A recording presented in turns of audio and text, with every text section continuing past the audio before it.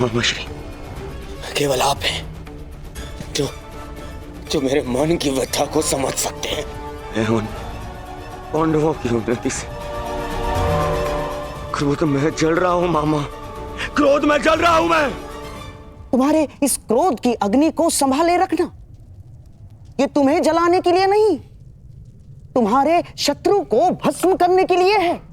विस्तार में बताइए मामा। दुर्योधन को पहली समझ में नहीं आती। पहली ही कुचक्र की नींव होती है दुर्योधन। तुम्हारे भविष्य के प्रासाद के लिए एक योग्य वास्तुशास्त्र की आवश्यकता है।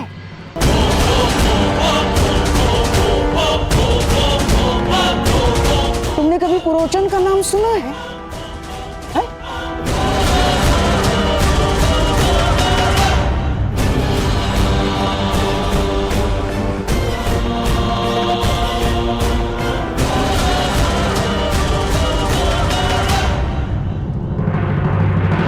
मामा श्री बता रहे थे कि मायावी दानव के पश्चात यदि कोई संसार में महान वास्तुकार है तो वो आप हैं।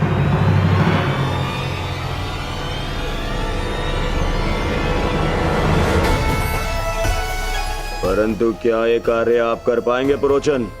मैं एक विध्वंस किए हुए नगर का पुनः निर्माण भी कर सकता हूं और एक महानिर्माण से विध्वंस का सूत्रपात भी कर सकता हूं।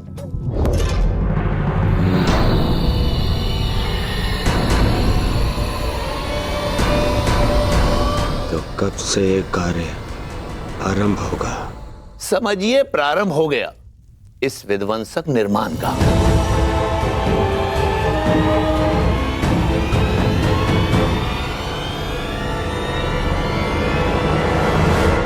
कल ही आपके समक्ष एक लघु निर्माण प्रस्तुत होगा। भवन होता है उसमें निवास करने वालों की रक्षा के लिए, परंतु यह भवन अपने निवासियों के लिए चिता बन जाएगा।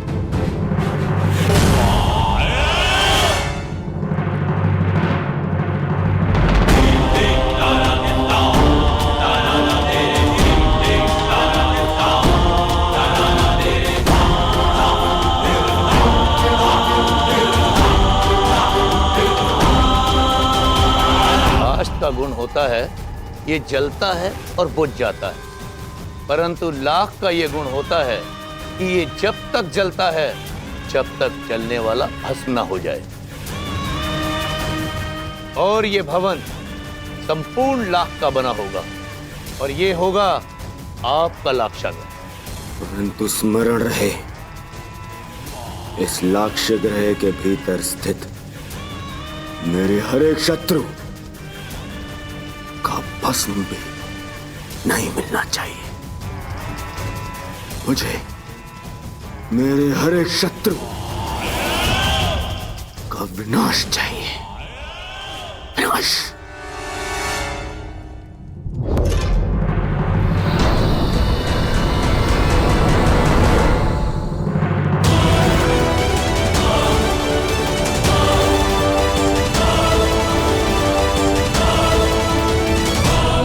शत्रु का नाश अवश्य होगा मित्र।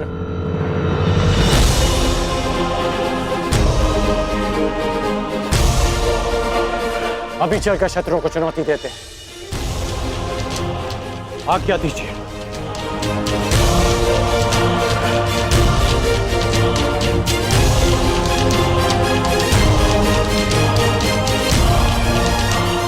तुम मेरे मित्र होकर और मित्र हाथ नहीं जोड़ते, गले लगते हैं।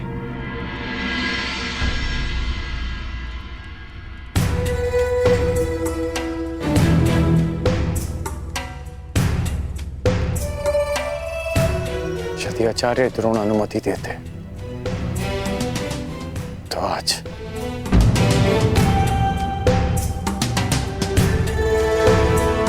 जानता यदि आचार्य द्रोण ने तुम्हें मेरे साथ में युद्ध में भेजा होता तो मेरे शत्रु मेरे सेवक होते आज।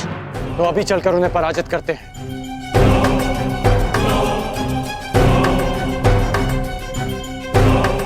होगी, उनकी पराजय अवश्य होगी,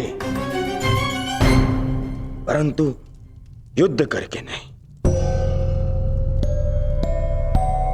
क्यों पुरोचन महोदय? जी महाराज कुमार।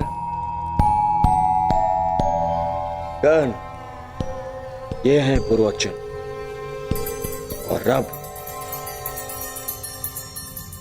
ये हमारे लिए युद्ध लड़। युद्ध करे बिना पांडवों को कैसे परास्त किया जा सकता है? ऐसा कौन सा मार्ग है? मार्ग है, उन्हें भान भी नहीं होगा और उनका अस्तित्व सदैव के लिए मिट जाएगा।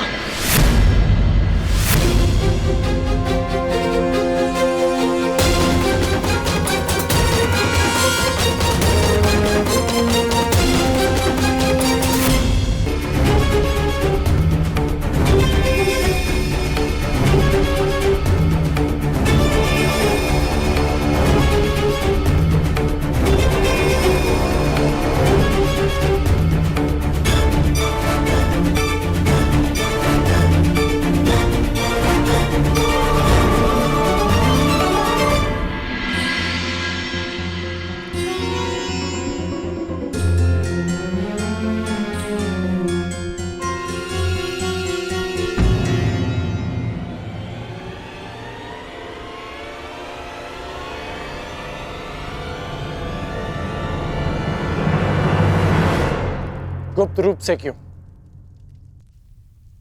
तुम तैयार हो, मैं प्रस्तुत हूं, और अब तो मगध नरेश भी एक पुकार में है। सहायता के लिए प्रस्तुत हो जाएंगे मित्र। हाँ मित्र, जरासंध विजय पर मैं तुम्हें बधाई देना तो भूल ही गया। अद्भुत अद्भुत कर्ण, तुमने मगध नरेश को पराजित नहीं किया है, बल्कि दुर्योधन के विश्वास को जिताया है। ये मुकुट तुम पर बहुत शोभा देता है कर्ण। मित्र, मैं भी तुम्हारा हूं, ये मुकुट भी तुम्हारा है। ये मुकुट मेरे लिए महत्व नहीं रखता, मेरे लिए केवल एक बात महत्व रखती है, कि अति शीघ्र ही मेरा मित्र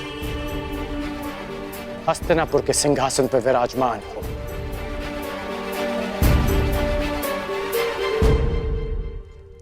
महाराज कुमार की जय हो। भोगत ग्राम में विकट समस्याएं आ गई हैं। वहां पर अंगराज की उपस्थिति तुरंत आवश्यक है। आज्ञा दीजिए मित्र, बहुत जल्द सेवा में प्रस्तुत होता हूं।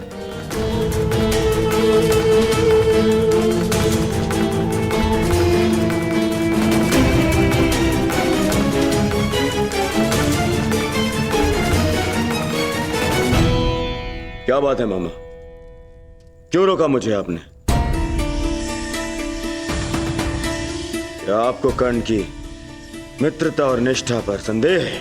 ना ना ना ना ना ना, कर्ण की निष्ठा पर मुझे कतई संदेह नहीं ना, परंतु उचित और अनुचित को लेकर उसके विश्वास पर भी संदेह नहीं। समझ गए? और हां, कर्ण को हम बुलाएंगे, अवश्य बुलाएंगे, किंतु तब जब हमें एक योद्धा की आवश्यकता होगी। हाँ, कर्ण केवल एक युद्ध का पासा है दुर्योधन, केवल युद्ध का पासा। षड्यंत्र के चौपट में उसका कोई स्थान नहीं ना, इसीलिए उसे इस योजना से दूर रखना ही श्रेयस्कर होगा। समझ गए? वाह वाह वाह।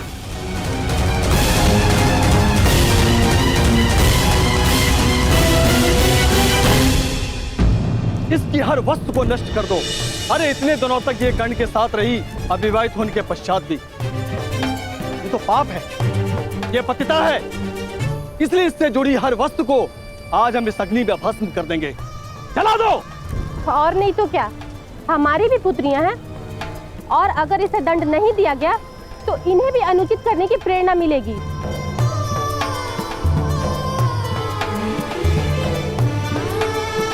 पिताश्री, आप कुछ कहते क्यों नहीं?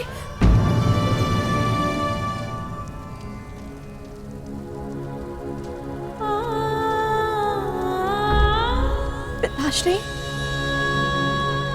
क्या आपको भी यही लगता है कि आपकी पुत्री पतिता है, कि उसने कोई ऐसा कार्य किया है जो आपके मान के विरुद्ध है? क्या आपको ऐसा लगता है पिताश्री कि आपकी पुत्री अपनी मर्यादा को पार कर सकती है?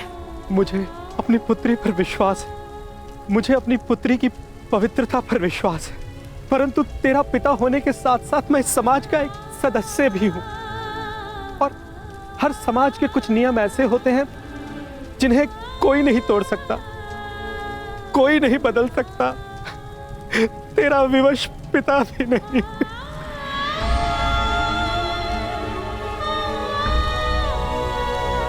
जला दो इसकी सारी वस्तुओं को और इसे इस भुगत ग्राम से बाहर निकाल दो। यहां पर इसके लिए कोई स्थान नहीं है।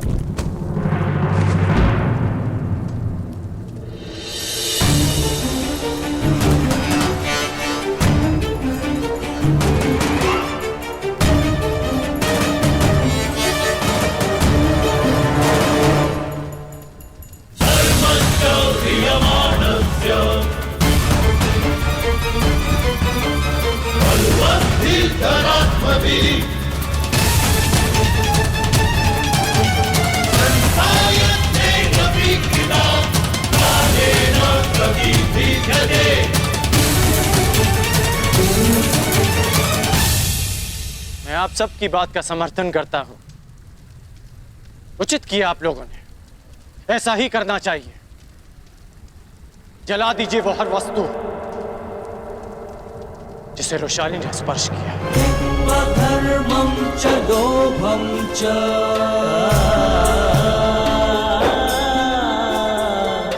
मोहं च भ्रमस्थितः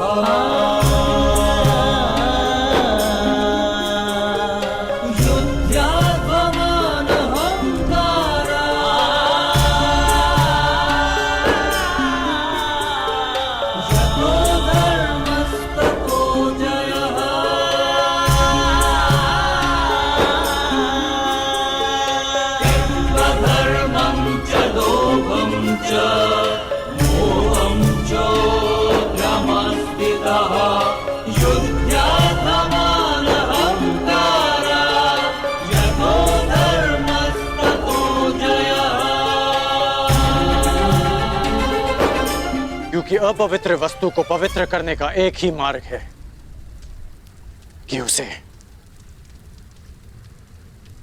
पवित्र अग्नि में समर्पित कर देना चाहिए।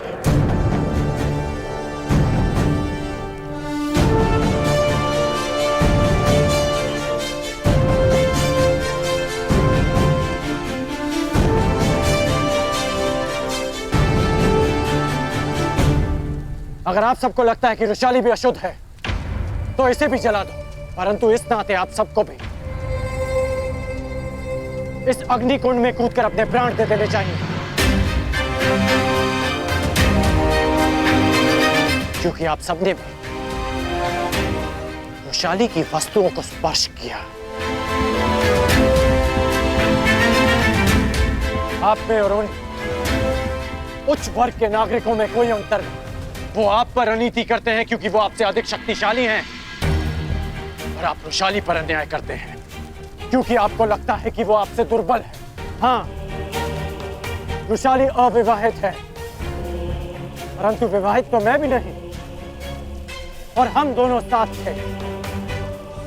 फिर आपने केवल रोशाली का बहिष्कार क्यों किया, मेरा क्यों नहीं? इसलिए क्योंकि रोशाली एक स्त्री है और मैं एक पुरुष, या इसलिए कि मैं आपसे अधिक शक्तिशाली हूं।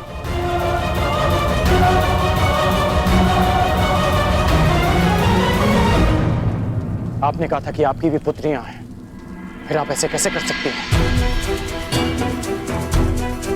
मुगध ग्राम की हर पुत्री को वृषाली से प्रेरणा लेनी चाहिए कि उसने हम जैसों के उत्थान के लिए, हमारे सम्मान के लिए इस संघर्ष में हमारा साथ दिया।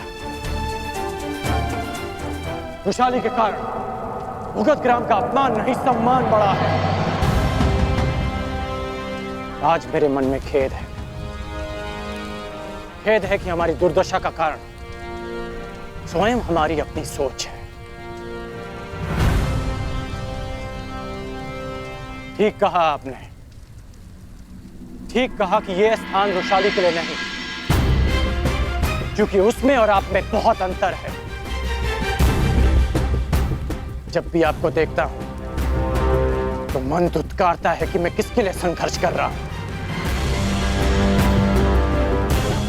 और जब भी वृषाली को देखता हूं तो अनुभव होता है कि हाँ, मुझे उसके लिए संघर्ष करना है।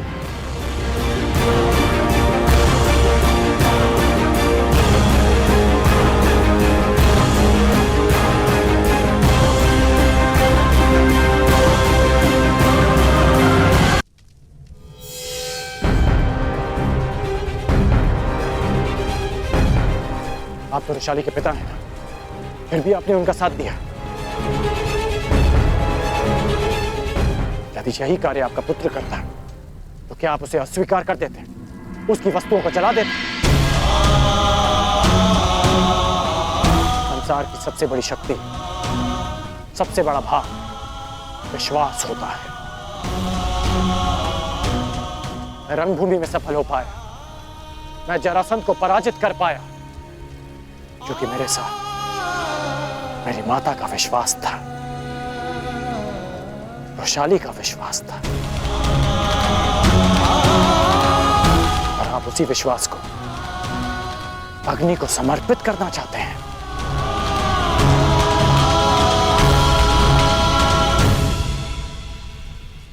मुझे वृषाली पर विश्वास है, उसकी पवित्रता पर विश्वास है, उसकी महानता पर विश्वास है। कर्ण को हर स्त्री की शक्ति पर विश्वास है। वृषाली अब यहां नहीं रहेगी। वृषाली अब मुगध ग्राम में नहीं, अंग देश में रहेगी। वो अंग जो समानता में विश्वास करता है, वो अंग जो परिवर्तन का प्रयास करता है।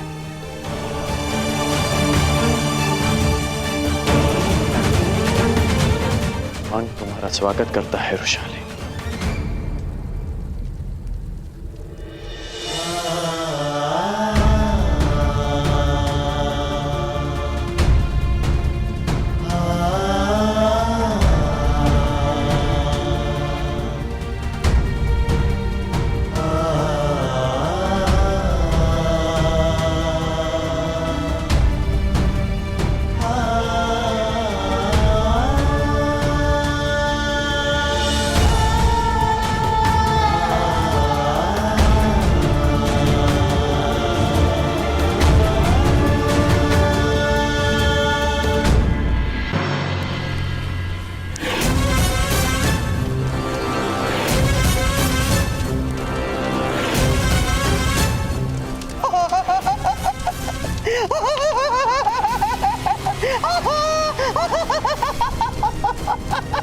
अद्भुत, अद्भुत रोचन।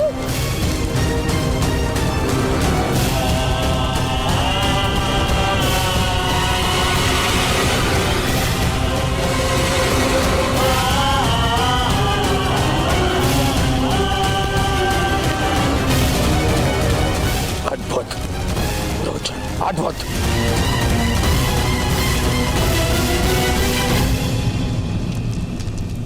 परंतु क्या ये लक्ष्य ग्रह भी इसी लघु स्वरूप की तरह कार्य करेगा? निसंदेह महाराज, सर्प जितना सुंदर हो उतना अधिक विषैला होता है। इस लक्ष्य ग्रह की सुंदरता इतनी होगी कि आपके शत्रु इसमें रहने का मोह नहीं त्याग पाएंगे। कुछ त्यागेंगे तो अपने प्राण, क्योंकि इस लक्ष्य ग्रह में लगी अग्नि का ताप असहनीय होगा। ज्वाला इतनी शीघ्रता से फैलेगी कि उन्हें बाहर निकलने का मार्ग नहीं सूझेगा।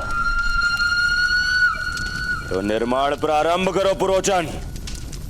जो आज्ञा राजकुमार।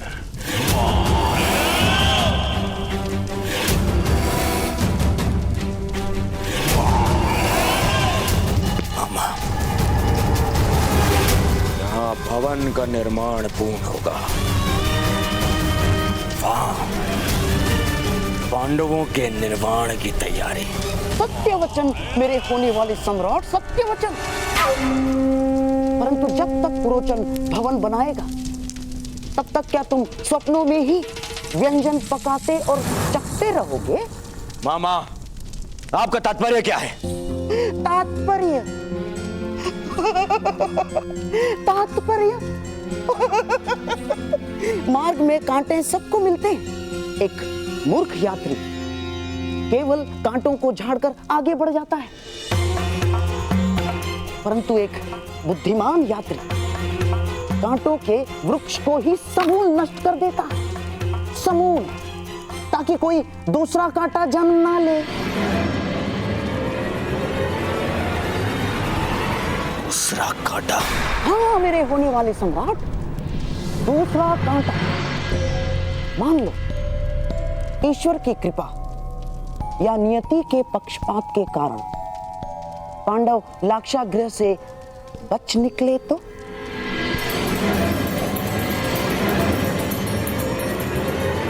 मैं क्या करूं मामा श्री? विवाह। मामा, क्या कह रहे हैं आप? विवाह?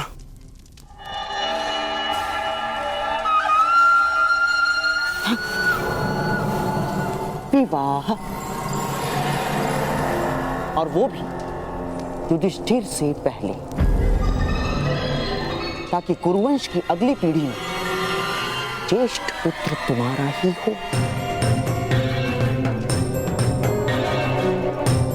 सोचो, यदि तुम्हारा जन्म पहले हुआ होता तो उत्तराधिकार में पांडवों का पक्ष शून्य होता, शून्य। पांडव नामक कांटे के वृक्ष से अगला शूल तुम्हें न चुभ जाए, इसलिए युधिष्ठिर से पहले तुम्हें विवाह करना ही होगा।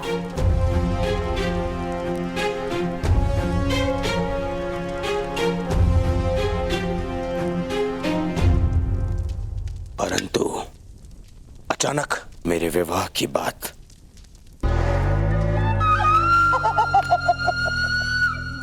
मामा श्री, राजनीति की चौसर पर अंतिम चाल क्या होगी?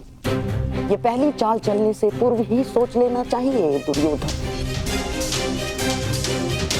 गुप्तचरों से सूचना प्राप्त हुई है कि कलिंग के कन्या के स्वयंवर का न्योता कल राजसभा में आने वाला है, और कलिंगवासी युद्ध कौशल के लिए विख्यात है। सोचो, सोचो मेरे होने वाले सम्राट, सोचो। ऐसे कुल का जामाता कोई बनेगा तो उसकी शक्ति अपने आप ही बढ़ जाएगी, और युवराज होने के नाते युधिष्ठिर को स्वयंवर में जाने को कहा जाएगा। ऐसे में तुम्हें क्या करना है ये तुम भली भांति जानते हो मेरे होने वाले सम्राट।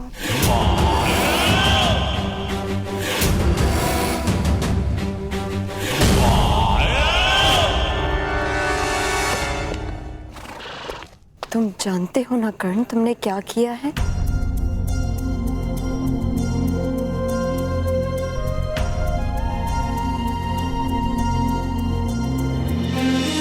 अग्नि को साक्षी मानकर तुम मुझे मेरे घर से अपने घर ले जा रहे हो।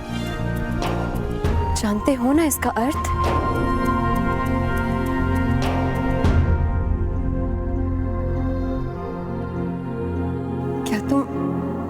सच में मुझसे विवाह करोगे?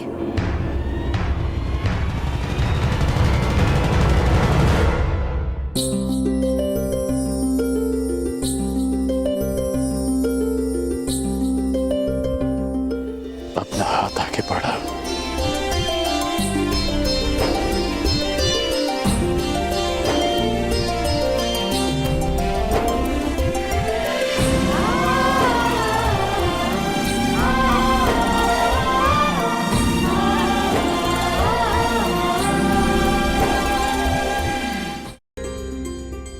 क्या तुम मुझसे विवाह करोगी?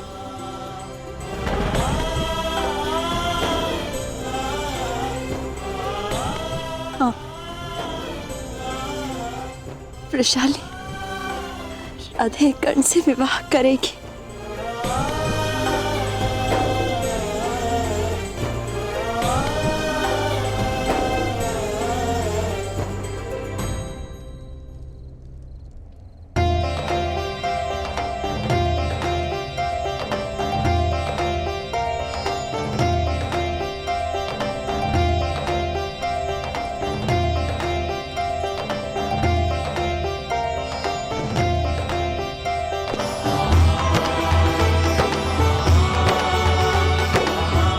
चले।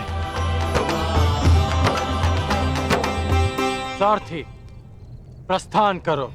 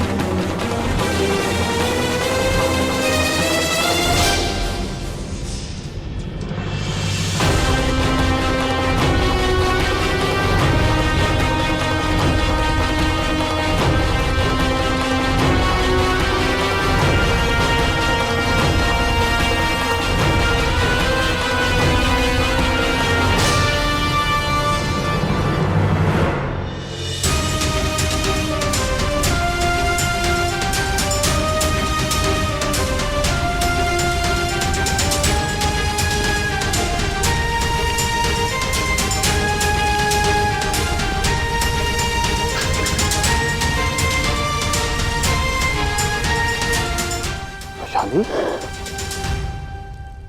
क्या हुआ?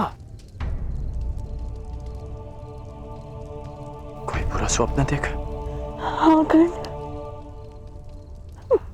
बहुत ही भयानक स्वप्न था। मैंने देखा कि तुम विवाह के पोशाक में किसी स्त्री के साथ रथ पर सवार हो और मैं सारथी बनकर रथ की भाग में संभाले हूँ। ऐसे स्वप्न कैसे आ सकते हैं मुझे को? तुम स्वप्न में भी किसी और स्त्री के साथ कैसे विवाह कर सकते हो? स्वप्न तुम्हारा और आरोप मुझ पर। छेड़ो मत मुझे कर्ण। मैं बहुत भयभीत हूँ। मैंने सुना है कि स्वप्न भविष्य का संकेत होते हैं। मुझे ऐसा स्वप्न क्यों आया? कहीं यही मेरा भविष्य तो नहीं? शांत हो जाओ वैशाली, शांत हो जाओ। अच्छा पता कि तुम्हारे स्वप्न में तुमने उस स्त्री का मुख देखा।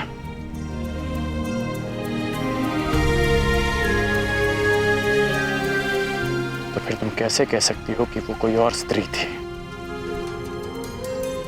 तुमने ठीक कहा कि स्वप्न भविष्य का संकेत होता है।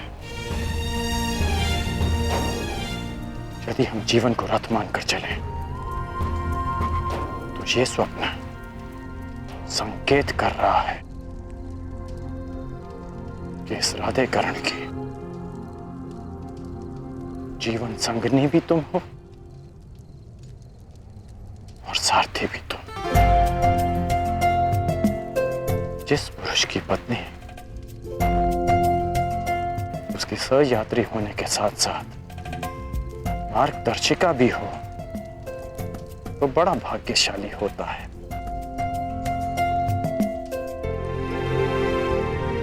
मैं बहुत भाग्यशाली हूं रुशाली।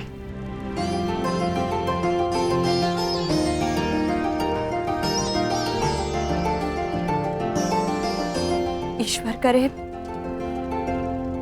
इस स्वप्न का संकेत वही हो जो तुमने समझाया,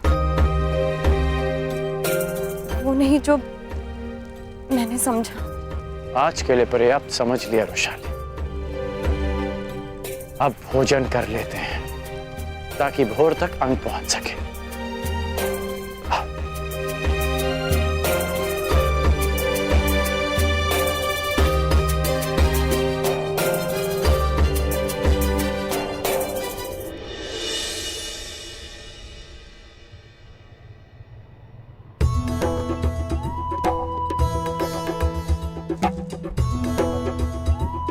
अंगराज कर्ण की, अंगराज कर्ण की,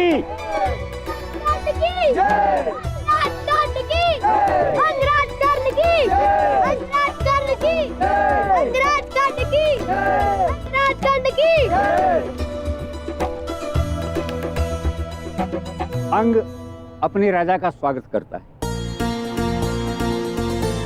आप अति शीघ्र लौट आए अंगराज। हाँ, क्योंकि आप सबको शुभ सूचना देनी थी। मैंने विवाह करने का निश्चय कर लिया।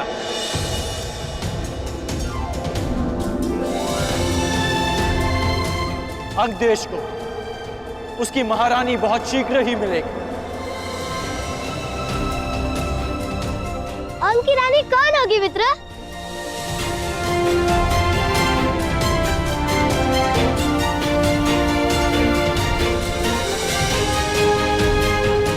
वो शीघ्र ही यहां आएंगी मित्र, स्वयं देख लेना। तो आपने अंग को महारानी देने का कौन सा दिवस निश्चित किया?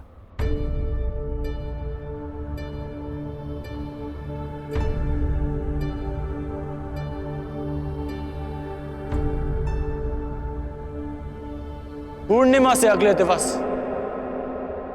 प्रतिपद को विवाह होगा।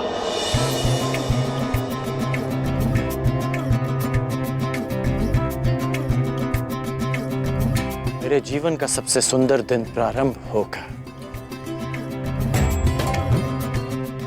तो दिवस तो अति अल्प रह गए हैं।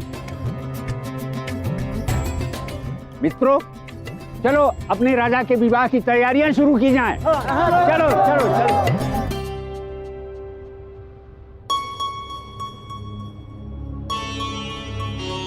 कर्ण,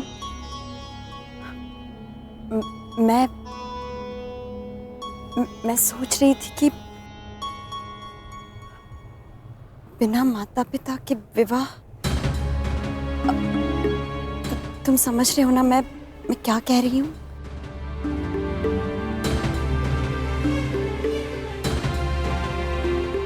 रुशाली, हमारा विवाह माता पिता के आशीर्वाद से ही होगा। मैंने माता और पिताश्री को यहां आने का संदेश दे दिया है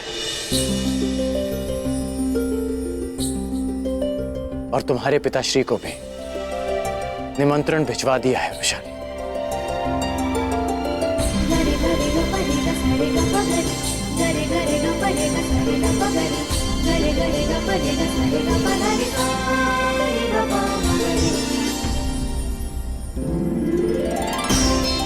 कन्या की आंखों में अश्रु विदाई के समय आने चाहिए,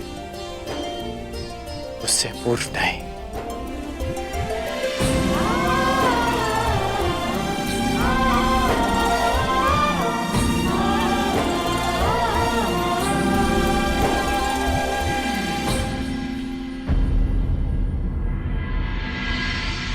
तो तुम भी स्वयंवर में जाना चाहते हो पुत्र? हाँ पिताश्री।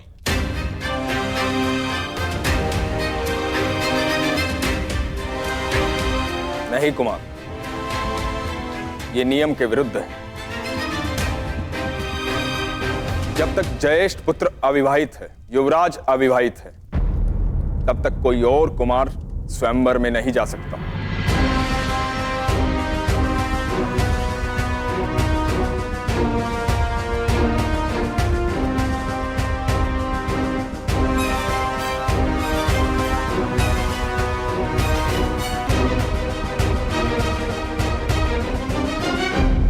आज अविवाहित है, तब तक कोई और कुमार स्वयंवर में नहीं जा सकता। विदुर महोदय, ये कौन सा नियम है कि एक पुत्र अपने पिता से मन की बात भी ना कह सके? और रही बात राजनियम की, तो सम्राट राजनियम बनाते हैं, वो स्वयं उसके अधीन नहीं होते।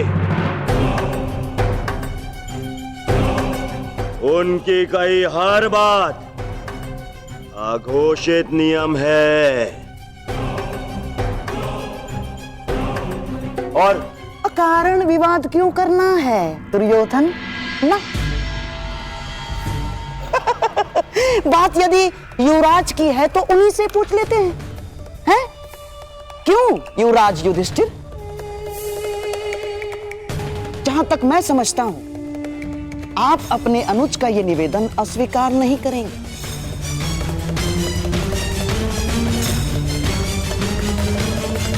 निसंदेह है मामाश्री, यदि अनुज दुर्योधन स्वयंवर में साथ जाना चाहते हैं तो मुझे कोई आपत्ति नहीं।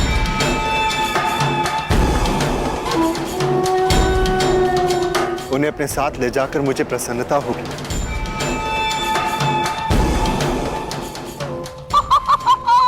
साधु साधु, आपका अपने भाई के प्रति प्रेम अतुलनीय है। लीजिए महामंत्री विदुर, हो गया विवाद का निवारण।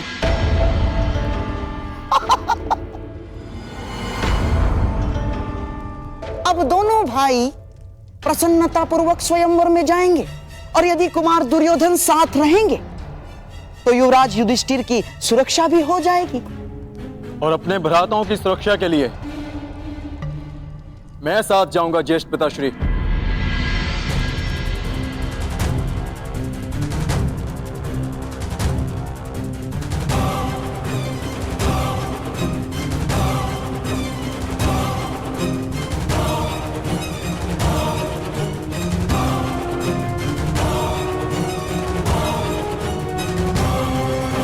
सुरक्षा के लिए मैं साथ जाऊंगा ज्येष्ठ पिताश्री।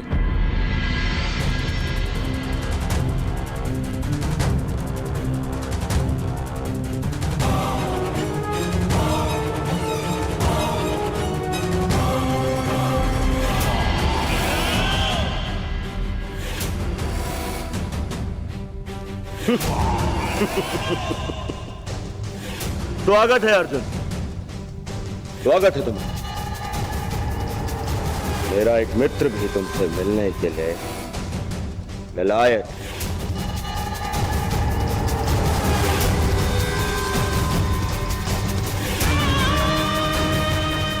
विशेषता इस हस्तिनापुर के बाहर, वो भी हमारे साथ चलेगा।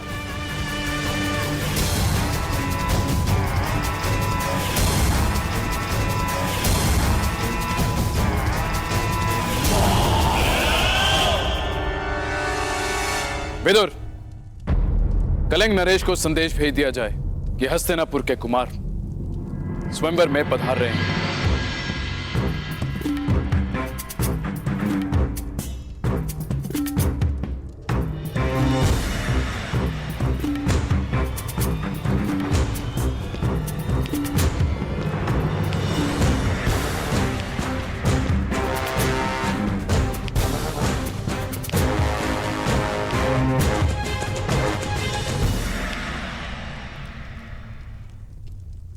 मामा, आपने कहा था ना कि कर्ण युद्ध का पासा है, षड्यंत्र का नहीं।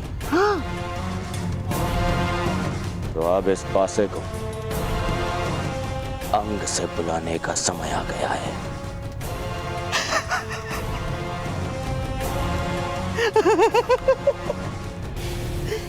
मेरे होने वाले सम्राट।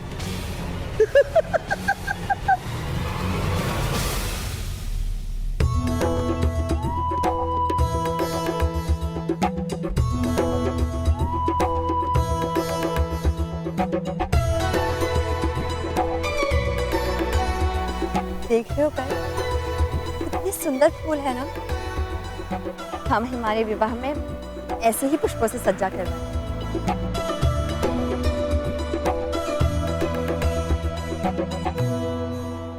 क्या सोच रहे हो? सोच रहा हूं कि माता और पिताश्री शीघ्र ही आते होंगे। मेरे पिताश्री आएंगे या नहीं ज्ञात नहीं।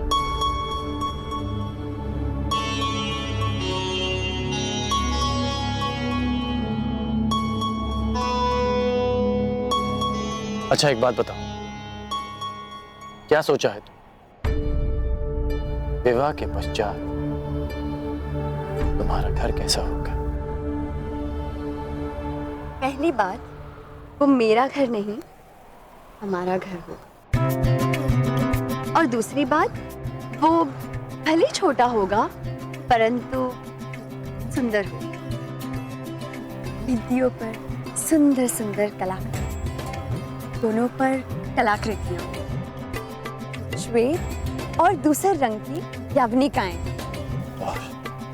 और खिड़की से ऐसा दृश्य होगा जहां से सूर्य भी दिखे और चंद्रमा भी। और हाँ, ऐसे सुंदर और सुगंधित पुष्प सज्जा हो। और हे ईश्वर, पुष्प सज्जा का कार्य अधूरा पड़ा है। तुम भी ना मुझे बातों में उलझाकर ना स्वयं कुछ करते हो ना मुझे कुछ करने देते हो। कहाँ मैंने सोचा था कि तुमसे पुष्प सज्जा में सहायता लो, परंतु तुम जैसे कठोर योद्धा कहाँ से इन कोमल से पुष्पों को समझेगा।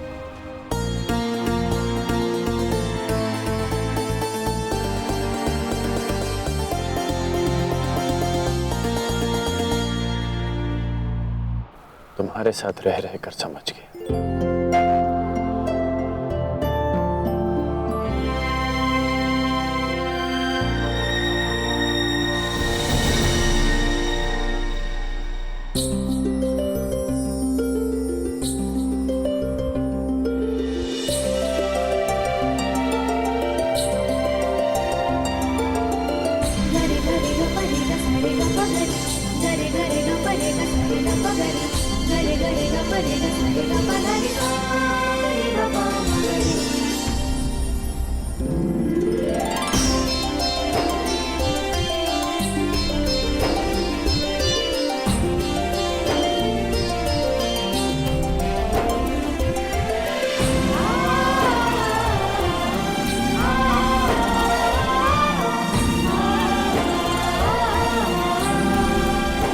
कैसा लगा मेरा प्रबंध?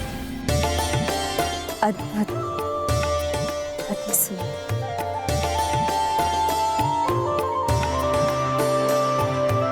हमारा प्रेम इन फूलों की तरह रहेगा, अद्भुत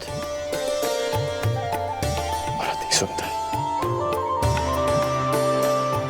जो सारे संसार को सुगंधित कर देगा। परंतु इन पुष्पों का एक गुण नहीं होगा हमारे प्रेम। वो क्या? ये हमारा प्रेम कभी मुरझाएगा नहीं।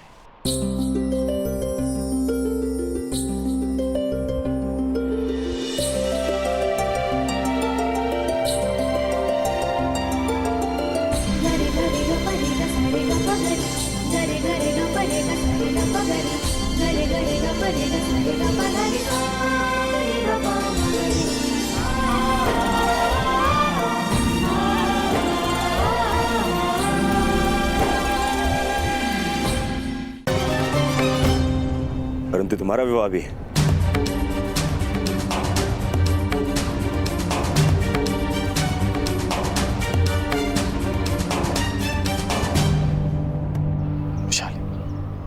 पूर्णिमा आने में सप्ताह भर शेष है, तब तक मैं लौट आऊंगा। अवश्य किसी संकट का अनुमान होगा कुमार दुर्योधन, इसलिए मेरी सहायता की आवश्यकता है।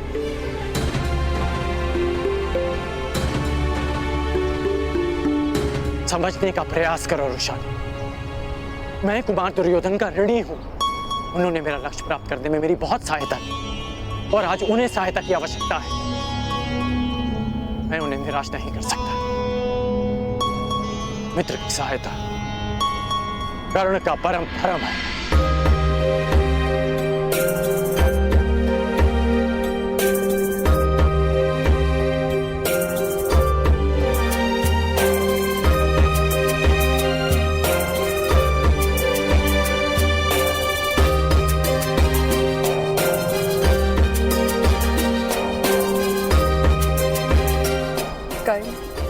और कर्तव्य दोनों की राशि एक ही है राधे। जिसके साथ जीवन के मार्ग पर चलना है, उसके कर्तव्य के मार्ग पर बाधा नहीं बनेगी ये वृषाली। मैं प्रतीक्षा करूंगी कल पूर्णिमा से पहले लौट आऊं। और हाँ, स्वयंवर में सम्मिलित होने जा रहे हैं, अकेले ही लौट। कोई भी हो, सौत किसी को नहीं भाती।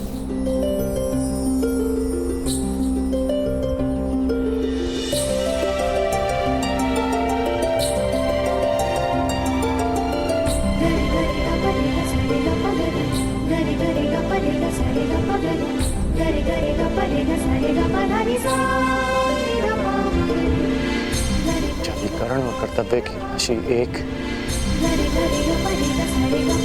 शादी और विश्वास की राशि भी एक है। और अब जो कर्ण का कर्तव्य है कि वो वृषाली का विश्वास ना दो। जब धनुष तो वृषाली उसकी प्रतिज्ञा ये साथ कभी नहीं छूटेगा। जानती हूँ कर्ण, तुम जाओ, परंतु शीघ्र ही लौटना, क्योंकि ये प्रेम बड़ा विचित्र है। चंद्रमा घटता भी है, बढ़ता भी है, परंतु प्रेम में प्रतीक्षा और शंका केवल बढ़ती है। पूर्णिमा तक लौट आना कर, इस प्रतीक्षा को अमावस्या की अंतिम रात न बना दे। इस राधे कर्ण का विवाह पूर्णिमा के अगले दिवस ही होगा। ये मेरा वचन है।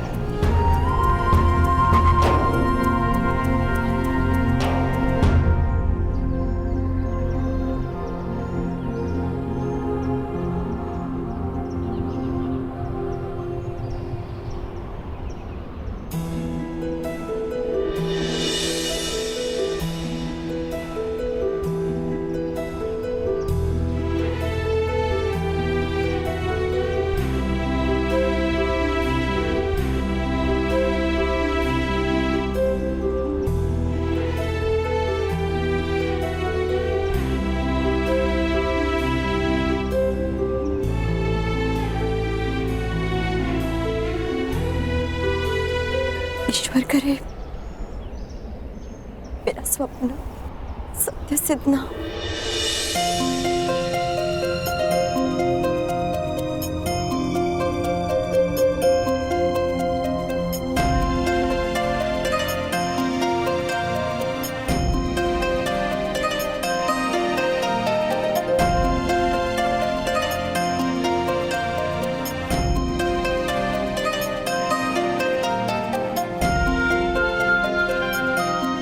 हे प्रभु, मेरा सपना सत्य सिद्ध हो। सुप्रिया,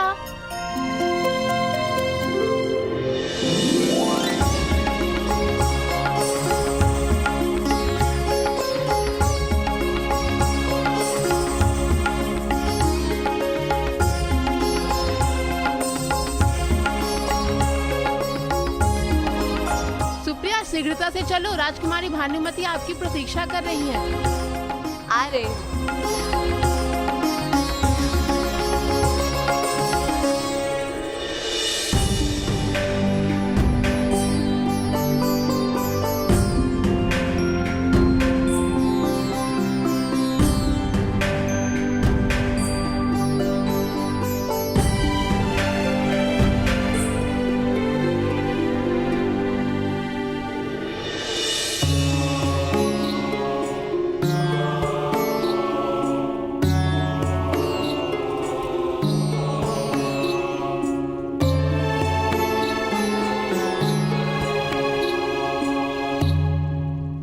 रहने दो, तुमसे नहीं होगा। सुप्रिया के अतिरिक्त कोई भी हमारी रूप सज्जा ठीक से नहीं कर सकता। कहाँ है सुप्रिया? यही हूँ सखी।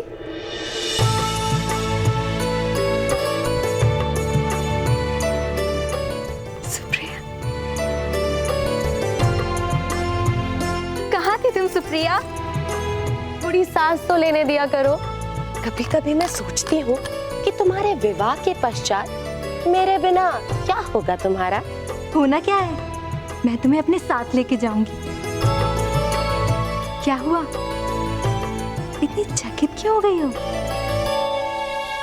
सखी, स्वप्न।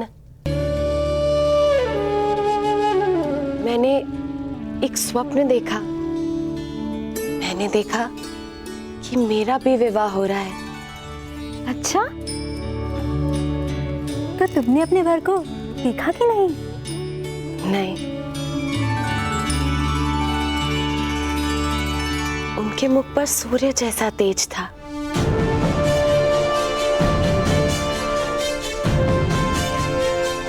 मैं स्वप्न में भी उनके समक्ष अपनी आंखें खोल ही नहीं पाई।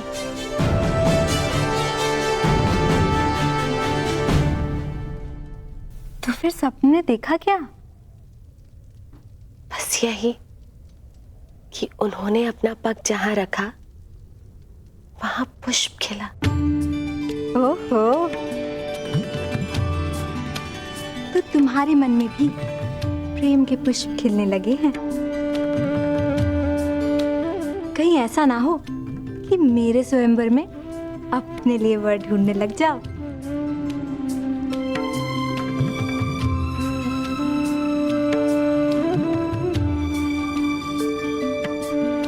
और भानुमति नाम का ये पुष्प कहीं बिना खिले ना रह जाए। अरे, हंस क्या रही हो?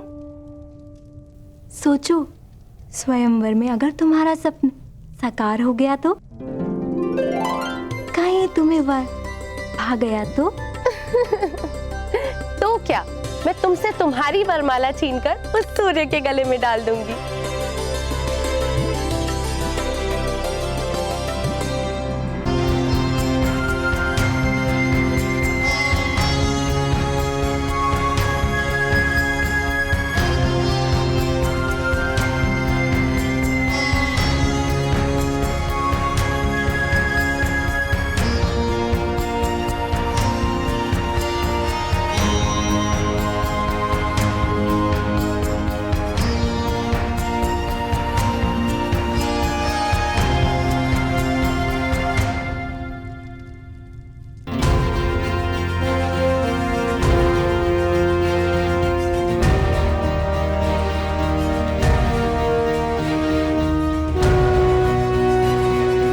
राजप्रसाद हस्तिनापुर जितना विशाल ना सही, किंतु सुंदरता में कम भी नहीं।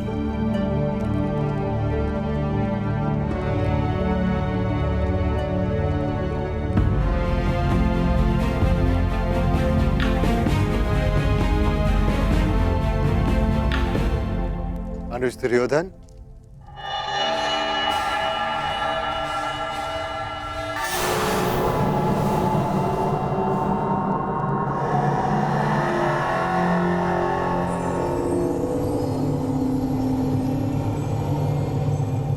आप तो बहुत शीघ्र ही आ गए। मुझे तो लगा कि आप अंग से होते हुए आएंगे, इसीलिए आपको विलंब होगा।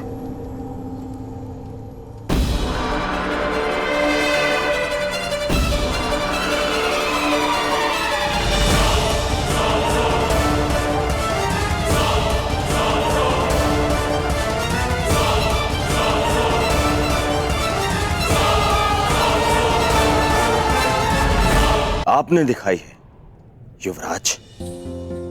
बड़ी ग्लानि होती है मुझे जब मैं सोचता हूं कि इस महान भारत युग को युधिष्ठिर जैसा युवराज मिला।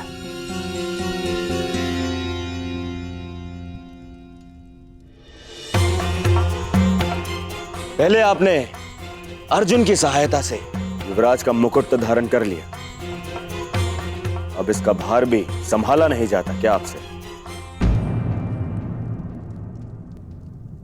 कि आज भी अर्जुन को ले आए हैं अपनी सहायता के लिए?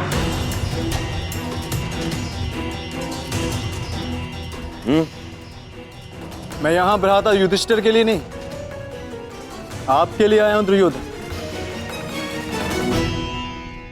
कहीं पांचाल नरेश की भांति यहां आपको किसी ने बंदी बना लिया तो आपको छुड़वा तो सब।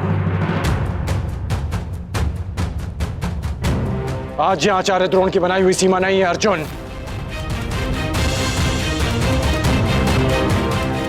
आज दुर्योधन के साथ कर्ण भी प्रस्तुत है, जो उनकी हर शत्रु से रक्षा करने में समर्थ है, चाहे वो कोई राजा हो या किसी युवराज का सहायक।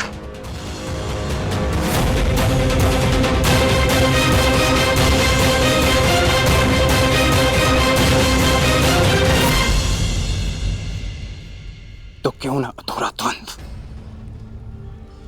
यहीं पूरा कर लिया जाए कर्ण। ना ये रंगभूमि है ना ये रणभूमि है। मैं यहां तुमसे द्वंद्व नहीं करने आया अर्जुन, मैं यहां अपने मित्र की सहायता करने आया हूं।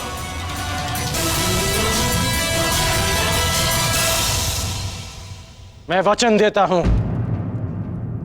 कि पहला बाण मैं नहीं चलाऊंगा, परंतु यदि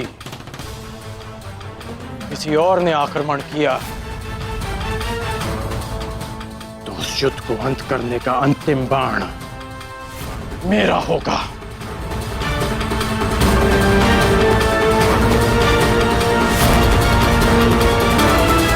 शांत अनुज, ये मत भूलो कि हम यहां पर ना तो प्रतिस्पर्धी हैं और ना ही शत्रु। दुर्योधन भी हमारा ही भ्राता है।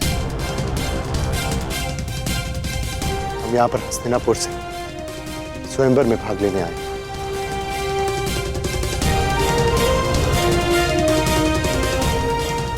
अनुज दुर्योधन, हम यहां से हस्तिनापुर की राजवधु लेके जाने आए, इसीलिए इससे कोई अंतर नहीं पड़ता कि वरन आपका हो या मेरा।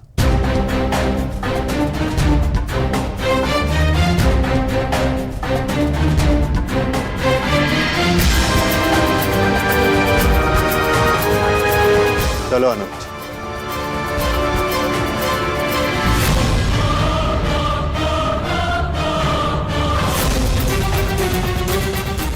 चलो।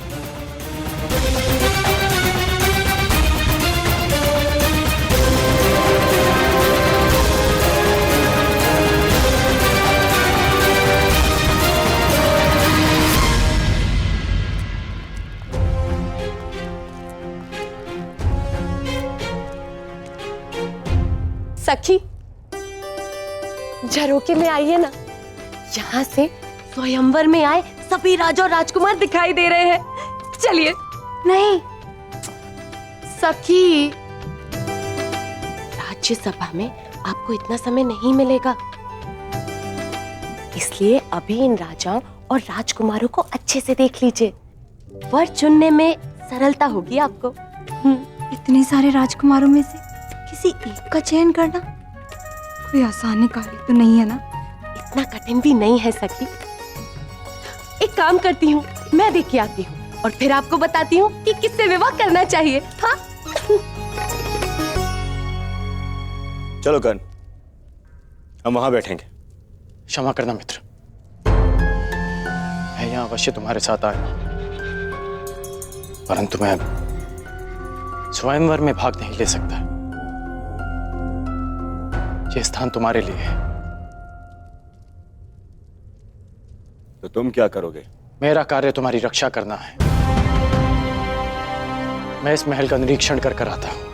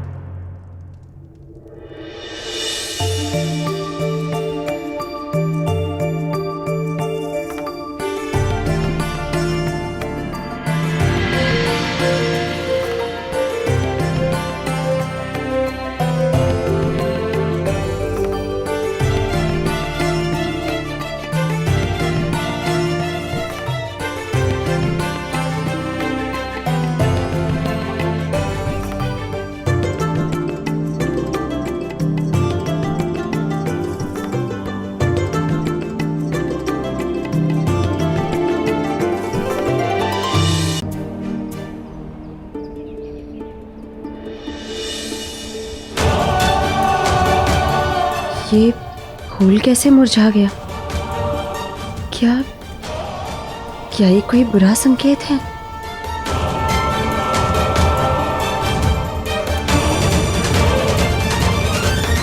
यहाँ मैं बैठूंगा।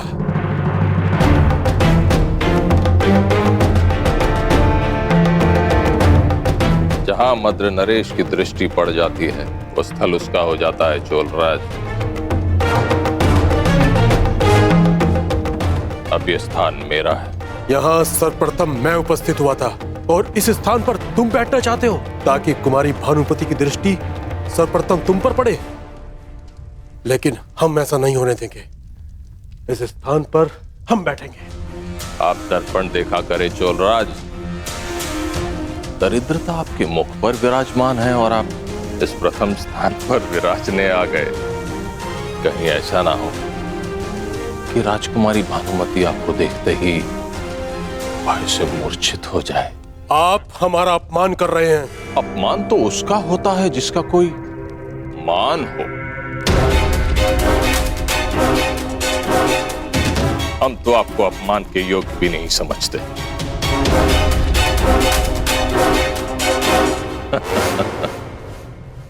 शांत मामा श्री। आप मध्य में बताइए हस्तिनापुर युवराज। चोलराज अपना अपमान नहीं सहेगा।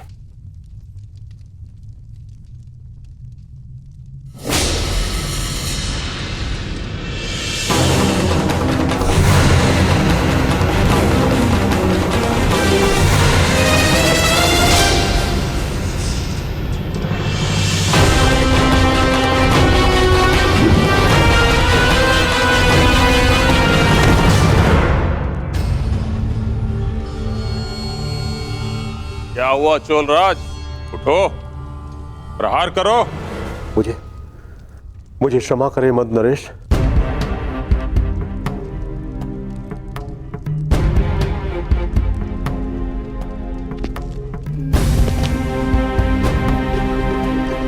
मामा श्री का व्यसन कभी जाएगा नहीं। दूसरों को क्रोध दिलाकर उनकी शक्तियों को स्वयं में समाहित करने का गुण है इनमें।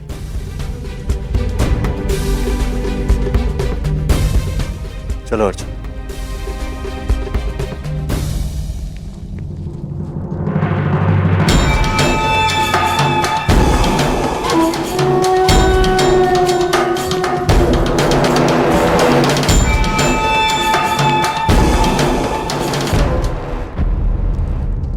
अरे कुमार दुर्योधन, स्वागत है।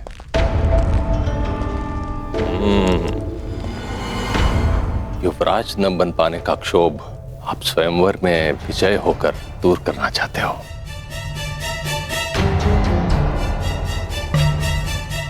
मेरा प्रकरण छोड़िए मद्रराज, आप बताइए, आप यूं बढ़ती आयु में यहां क्या करने आए? अरे हाँ, कहीं अपने आप को युवा सिद्ध करने के भ्रम को बनाए रखने के लिए। हाँ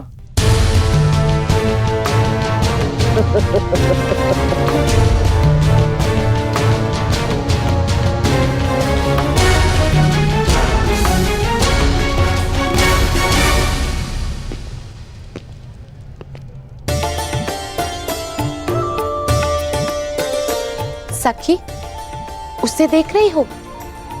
भूल से भी उसे मत चुनना अपना वर, बहुत ही अभिमानी है।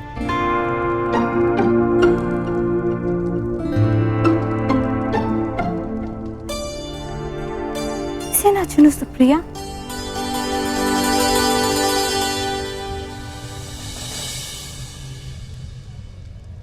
अब जाने दो, वैसे भी वो उनमें सम्मिलित है ही नहीं जो आपसे विवाह करने के इच्छुक हैं।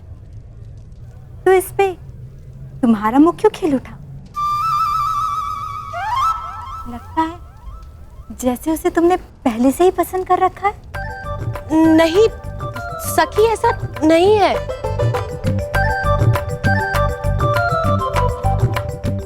जो भी है, वो तो इस पुष्प ने बता दिया। अब उसका नाम बता दो।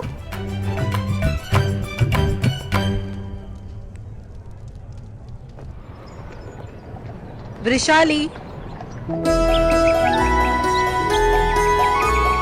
काका काकी,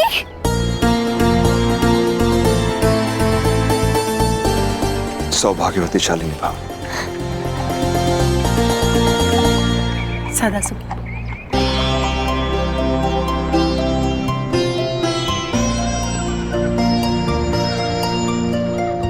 अब तो तुम सदा के लिए मेरे पास आने वाले।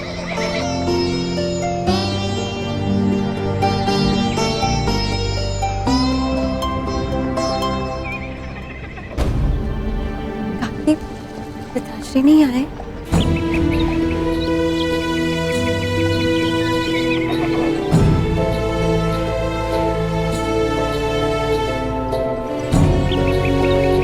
काका काकी, कर्ण तो है नहीं यहाँ। जानता हूं। हस्तिनापुर में सूचना, कुमार दुर्योधन उसे अपने साथ कलिंग ले गए। परंतु आप चिंता मत कीजिए, मैं हूं यहाँ आपके स्वागत के लिए। चिंता की बात है वृषाली, युवराज के साथ कुमार अर्जुन भी गए।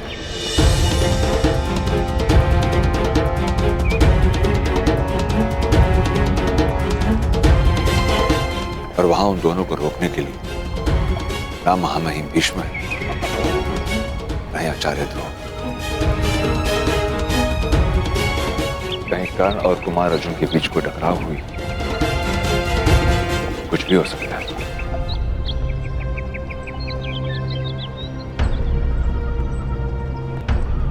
चिंतित मत हो काका, कुछ नहीं होगा। कर्ण यहाँ सुरक्षित पहुंचेगा। उसने वचन दिया है मुझे, पूर्णिमा की रात्रि तक वो यहाँ उपस्थित होगा। किसी भी परिस्थिति में वो अपना वचन नहीं तोड़ेगा,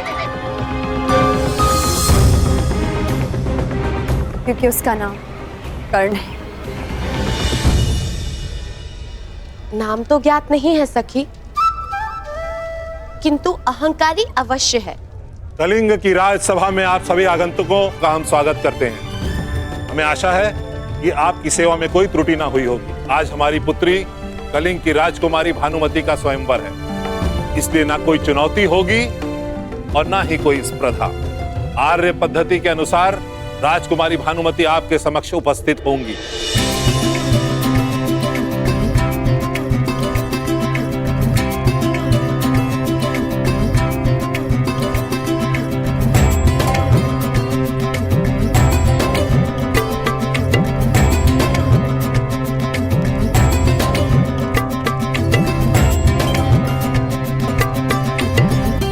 मेरी पुत्री भानुमति आप सभी का परिचय जानेगी और जिस किसी को वो अपना वर चुनेंगी उसी के साथ उनका विवाह संपन्न होगा। राजकुमारी भानुमति, आगे बढ़ो।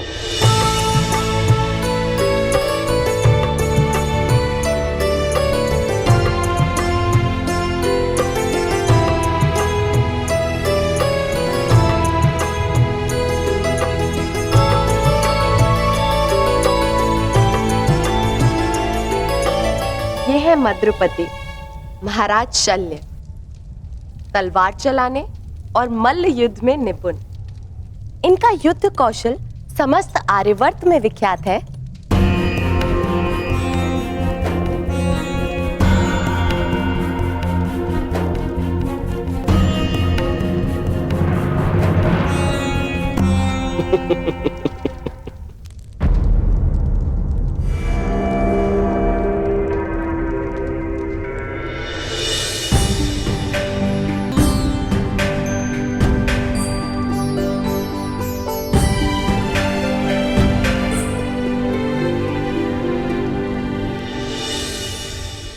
मित्रकर्ण, यही है वो जो मेरी जीवन संगिनी बनेगी।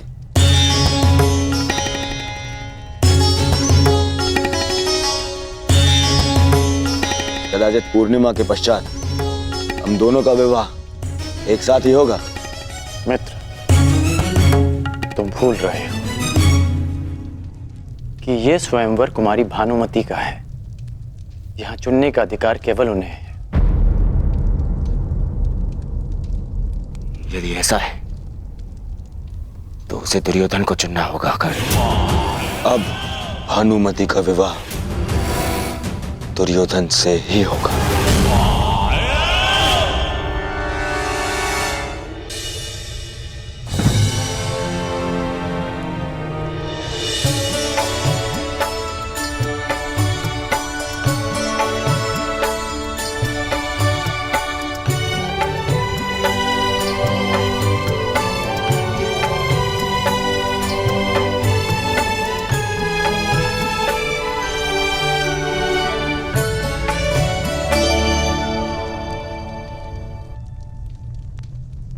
आप इनके पीछे क्यों खड़े हैं? कौन है आप?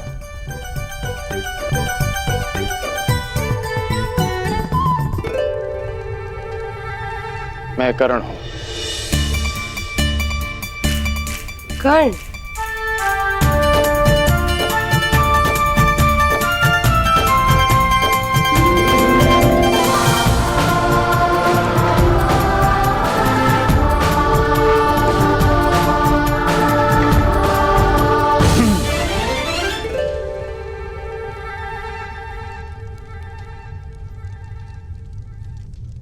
और ये है हस्तिनापुर कुमार, सम्राट धृतराष्ट्र के पुत्र।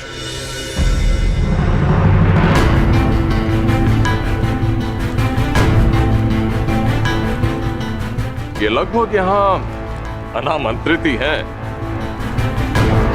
ये ना तो कहीं के राजा हैं, ना ही युवराज। मैं कलिंग नरेश से पूछना चाहता हूं कि फिर इन्हें इस स्वयंवर में आने की अनुमति क्यों दी गई?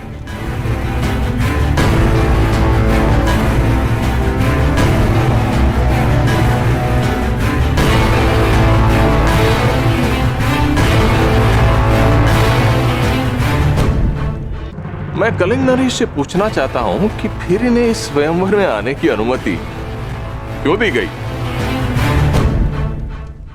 इन्हें अनुमति मैंने दी है शल्यराज, सम्राट धृतराष्ट्र के अनुग्रह पर। उचित है। अब सम्राट धृतराष्ट्र करे भी तो क्या करे?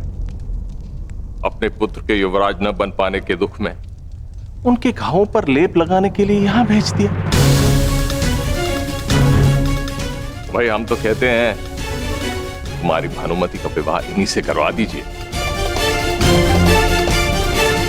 कदाचित विवाह के शुभ अवसर पर इन्हें मुकुट पहनने का सौभाग्य मिल जाए।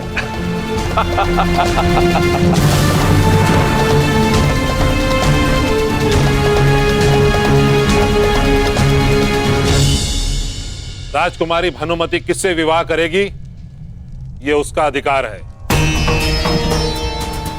आपका नहीं शल्यराज।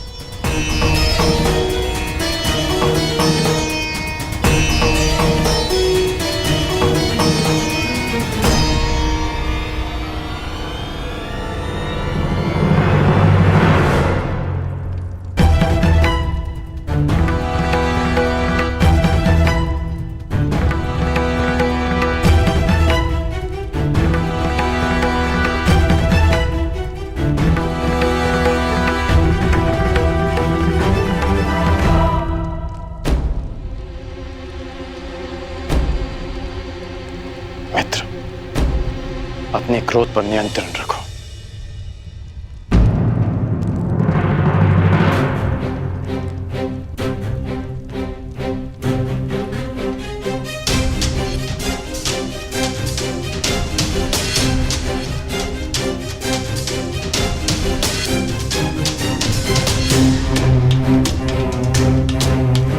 पांडव नामक कांटे के वृक्ष से अगला शूल तुम्हें न चुभ जाए, इसलिए युधिष्ठिर से पहले तुम्हें विवाह करना ही होगा।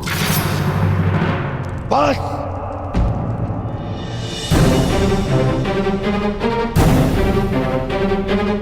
नहीं मित्र, मित्र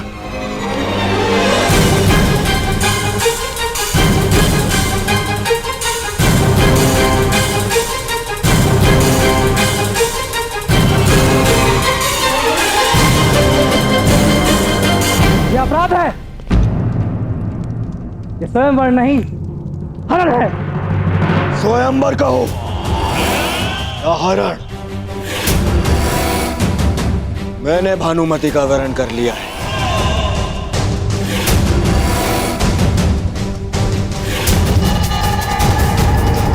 और अब भानुमति का विवाह मुझसे होगा, दुर्योधन से।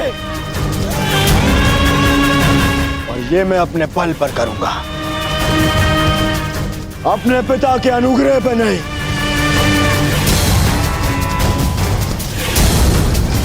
तुम में से जिसकी भी बाहु में बल हो,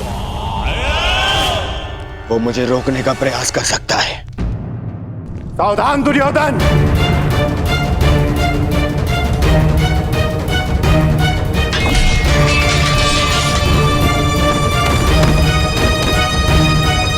स्वयंवर में हस्तिनापुर का आमंत्रित कुमार स्वयंवर का हरण कर ले, ये हस्तिनापुर की मर्यादा का हनन है और नारी की गरिमा का भी। युवराज का अनुज होने के नाते मैं ये नहीं देख पाऊंगा। आज आप मुझे मत रोकेगा।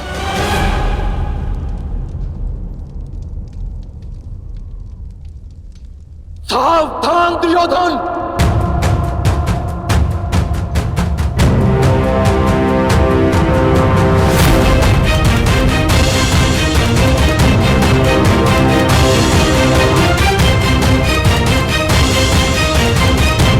या तो राजकुमारी भानुमति को छोड़ो या फिर युद्ध के लिए प्रस्तुत हो जाओ।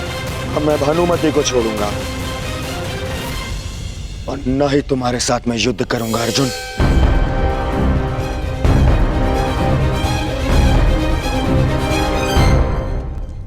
मित्रगण,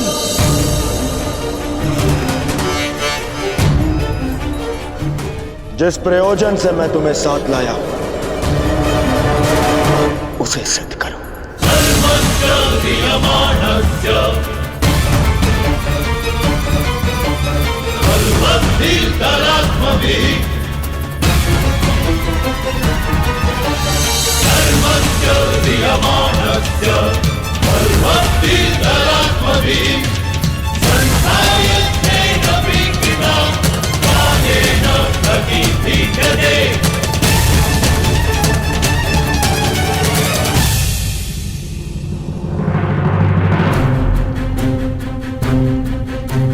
अर्जुन,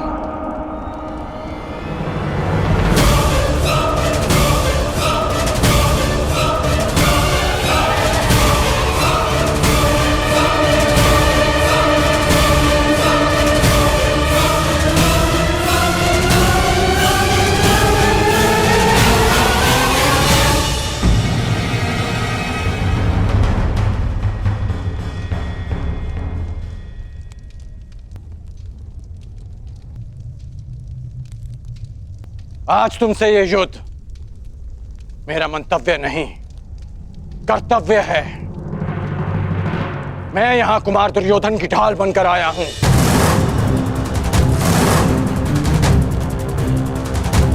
आज हमारे बीच कोई नहीं, ना आचार्य द्रोण, ना पितामह, ना दिन बीतने की चिंता और ना ही किसी निर्दोष के मारे जाने का भय। हाँ,